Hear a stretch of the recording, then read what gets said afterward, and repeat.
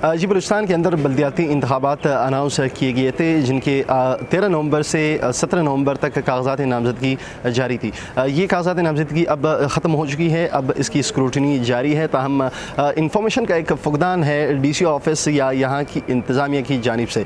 Media को कोई अब तक कोई फिगर्स नहीं दिए गए हैं जो मुसद्दिका हों कि कितने मेंबर्स या कितने नॉमिनेशंस अब तक फाइल हो चुकी हैं और कितने की स्क्रूटनी हो चुकी हैं। ताहम 28 नवंबर को बल्दियाती इलेक्शंस शहर के अंदर होंगे जो कि 13 साल बाद होने जा रहे हैं।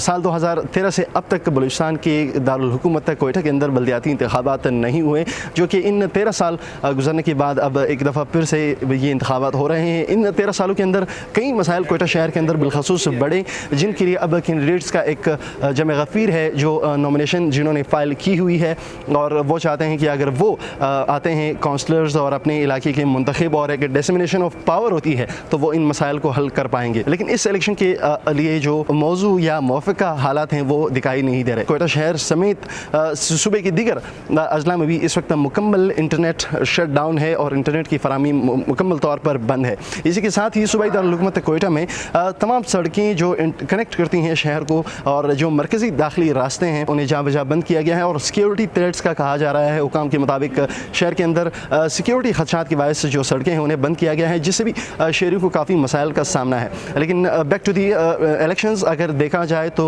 इस इलेक्शन के लिए नाक़दीन कहते हैं कि हालात मुवाफिक नहीं हैं और इससे कई मसाइल भी हो सकते हैं और पॉसिबल है ये इलेक्शन पोस्टपोन हो। लेकिन अब तक इंतज़ामिया इसके ऊपर कोई रिस्पॉन्ड नहीं कर पाई। हमने बारहा कोशिश की डीसी ऑफिस में मुतल्लिका हुकाम से पूछने की, उन्होंने हमें इस पर कोई इन्फॉर्मेशन नहीं दी और नहीं ही अब तक हमें कोई मुसद्दिका जो फिगर्स हैं उनके पास जो नॉमिनेशन के हवाले से हैं वो हमें प्रोवाइड उन्होंने नहीं